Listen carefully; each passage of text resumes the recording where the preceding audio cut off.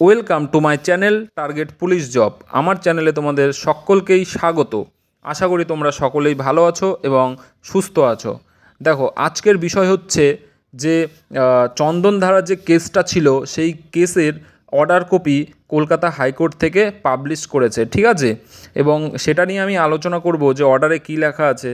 তার আগে যদি আমার চ্যানেলে নতুন হয়ে থাকো তো অবশ্যই নিত্য নতুন আপডেট পেতে আমার চ্যানেলটি সাবস্ক্রাইব করে রাখো, ঠিক আছে? দেখো, এবার তোমরা অর্ডার কপিটা সম্পূর্ণ দেখে নাও কী লেখা আছে অর্ডার কপিতে। দেখো, প্রথমে আমরা কলকাতা হাইকোর্ট বলে আমরা সার্চ করব, ঠিক আছে? কলকাতা হাইকোর্ট স্ট্যাটাস, কলকাতা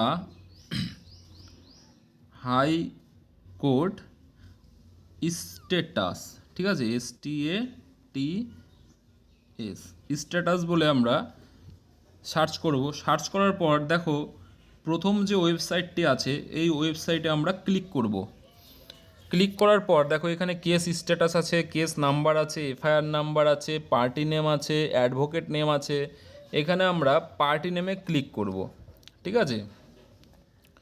দেখো, একটু ওয়েট করো। পার্টি নেমে ক্লিক করার পর এখানে পিটিশনারের নাম লিখব আমরা চন্দনধারা।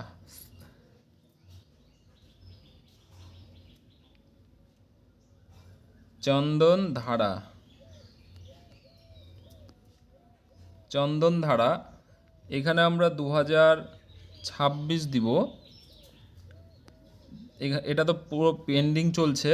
আর এখানে আমরা যে ক্যাপচাটি আছে সেটা আমরা পূরণ করব। যেমন এখানে আছে হচ্ছে E68VB। করার পর আমরা গো অপশানে ক্লিক করব, ঠিক আছে? দেখো, গো অপশানে ক্লিক করার পর এখানে চন্দনধারা টোটাল 3টে কেস আছে। কেস 3টি হচ্ছে WPA 7318/2026, ঠিক আছে?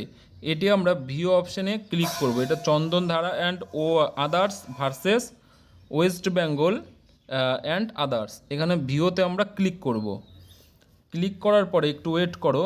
দেখো, এখানে কেস টাইপ হচ্ছে WPA, ফাইলিং নাম্বার দেওয়া আছে, রেজিস্ট্রেশন নাম্বার দেওয়া আছে, ঠিক আছে? নেক্সট হিয়ারিং ডেট 24শে এপ্রিল 2026, ঠিক আছে? আমরা আরেকটু নিচের দিকে যাব। গিয়ে দেখো, এখানে আছে WPA, ঠিক আছে?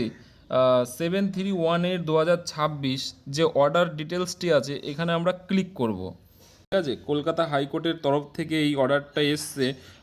অমৃতা ম্যাডাম এই অর্ডারটি করেছেন। কি বলেছে যে প্রথম, আমি বাংলাতে ট্রান্সলেট করে দিচ্ছি, ঠিক আছে? প্রথমটিতে বলেছে, 1 নম্বরে বলা হয়েছে যে তোমার আবেদনকারীর পক্ষ থেকে যে ফিটি মানে ছিল, ঘাটতি ছিল, সেটি পরিশোধ করা হয়েছে এবং CISA বিষয়টি হালনাগাদ করার জন্য অর্থ প্রদানের রসিদটি বিভাগে দাখিল করা হোক, এটি তারা বলেছে।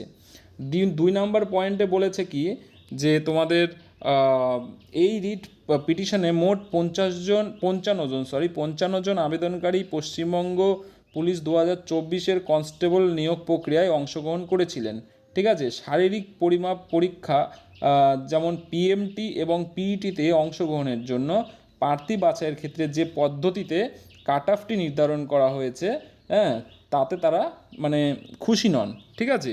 এবং তৃতীয়টিতে বলা হয়েছে যে আবেদনকারীদের মূল অভিযোগ হলো এটাই যে হরিজন্টাল যে রিজার্ভেশনটা ছিল সেই হিসাবে তারা কাট অফ ক্লিয়ার করতে মানে কাট অফটি দেয়নি, ঠিক আছে? তার জন্য তারা কোনো সুবিধা পাননি, ঠিক আছে? চতুর্থতে বলেছে যে যে আবেদনকারীরা, ঠিক আছে, বিবাদীদেরকে কাট অফ নম্বর সংশোধন ও পুনর্নির্ধারণ করার জন্য নির্দেশনার প্রার্থনা করেছেন, মানে ফের করে যেন কাট অফটি দেওয়া হয় তার জন্য প্রার্থনা জানিয়েছেন। 5 নম্বর পয়েন্টে বলা হয়েছে যে আবেদনকারীদের প্রার্থনার তীব্র বিরোধিতা করেছেন রাজ্য সরকার, অর্থাৎ রাজ্য সরকার যে কাট অফটি নির্ধারণ করেছে তা সেটি আর পুনর্নির্বাচন করবে না, এটাই জানিয়ে দিয়েছে, ঠিক আছে? 6 নম্বরে বলেছে যে আদালতের নজরে আনা হয়েছে যে নিয়োগ প্রক্রিয়া শেষ হয়ে গেলেও আসন্ন 2026 সালের বিধানসভা নির্বাচনের জন্য এখনও তারা জয়েনিং দিতে পারছে না বা নিয়োগপত্র সেটা দিতে পারছে না, ঠিক আছে। তো 7 নম্বরে বলা হয়েছে যে তোমার বিষয়টি নিষ্পত্তি করার জন্য বিবাদীদের একটি হলফনামার প্রয়োজন হবে, ঠিক আছে। সেটা ইতিমধ্যেই প্রস্তুতের জন্য বলা হয়েছে। 8 নম্বরে বলা হয়েছে যে হলফনামাটি প্রস্তুত করে 2026 সালের 17 এপ্রিলের মধ্যে বিতরণ করা হোক, মানে হলফনামাটি 2026 সালের 17 এপ্রিলের মধ্যে সেটি জমা দিতে হবে, ঠিক আছে। এবং 9 নম্বরে বলেছে নেক্সট হিয়ারিং 24 তারিখ, ঠিক আছে। তো এই হচ্ছে অর্ডার কপি। তো এই অর্ডার কপিতে যেগুলো বলা হয়েছে সেগুলো হয়তো 17 তারিখের আগেই হলফনামাটি জমা মানে করতে চলেছে। তো এই কেসটি হয়তো বেশি দিন আর টিকবে না, খুব তাড়াতাড়ি কেসটি সংশোধন হতে চলেছে। তোমরা কেউ টেনশনে থেকো না, যা হবে সব ভালোর জন্যই হবে, ঠিক আছে। পুরোপুরি ভিডিওটি দেখার জন্য ধন্যবাদ।